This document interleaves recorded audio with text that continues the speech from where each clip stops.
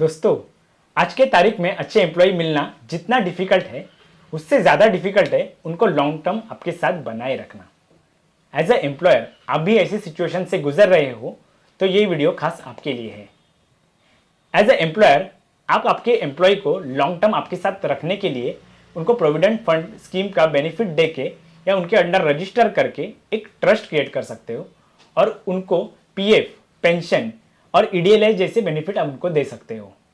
Employ provident fund एक government of India की social security scheme है जिसके अंडर कंपनी उनके एम्प्लॉय को retirement and after retirement planning करके दे सकते हैं। पर पीएफ के बारे में बहुत सारी गलतफहमियां कंपनी ओनर और कर्मचारियों के मन में हमेशा रहती है। कंपनी सोचती है कौन ये पीएफ का कंप्लायंस करते बैठेगा, या हम पीएफ चालू भी करेंगे तो हमें हमारे एम्प्लॉय को कौन एजुकेट करेगा। एम्प्लॉय सोचते हैं ये पीएफ निकालना, ट्रांसफर करना एक टास्क है। मेरा पीएफ हर महीना कट होता है मगर वो कहाँ जाता है, मैं कहाँ चेक कर सकता हूँ। तो ये सब परेशानियां, तो जितने लोग उतनी बातें और उतना कंफ्यूजन।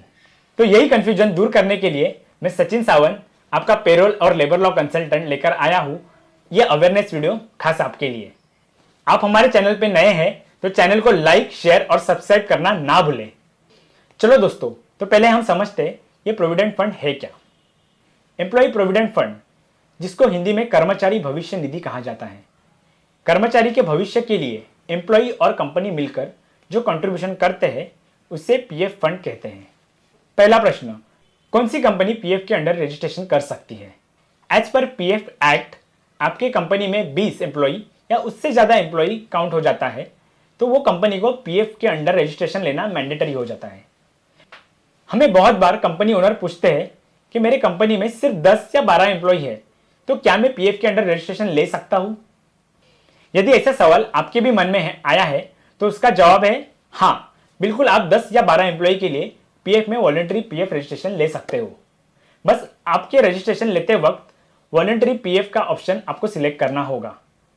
वॉलंटरी पीएफ रजिस्ट्रेशन में भी आप एम्प्लॉय का पीएफ कंट्रीब्यूशन और PF benefit will remain same. Question 2, what is employee eligibility criteria for PF contribution?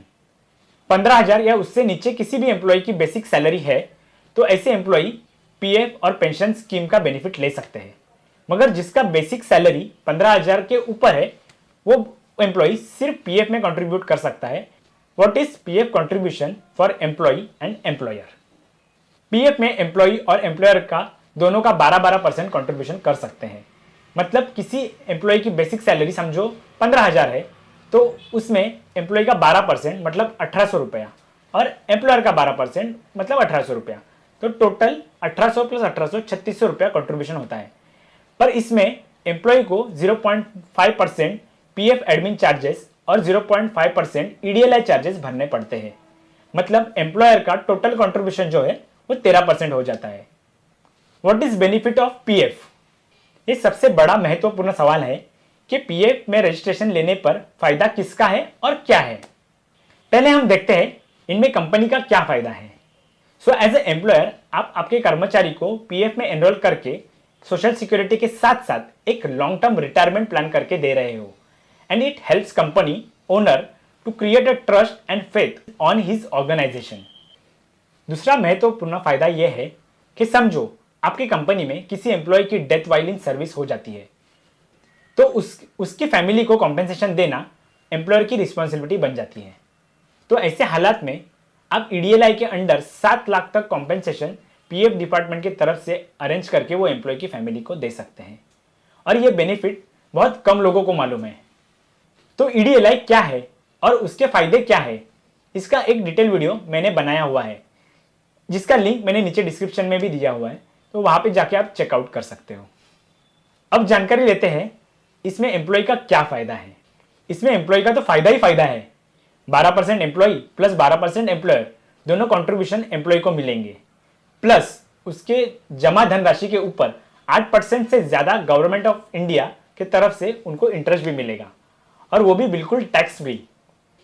तो ये थे कुछ फायदे जो पीएफ एक्ट में एम्प्लॉय को और कंपनी को मिलते हैं। एज ए ऑर्गेनाइजेशन या कंपनी ओनर आपके मन में भी पीएफ रिलेटेड कोई क्वेरी हो तो कमेंट में आप टाइप कर सकते हैं या नीचे दिए गए मेल आईडी पे भी आप हमें मेल कर सकते हैं। और हमारा चैनल लेबर लॉ काइजन को सब्सक्राइब करना ना भूलें। Thank you.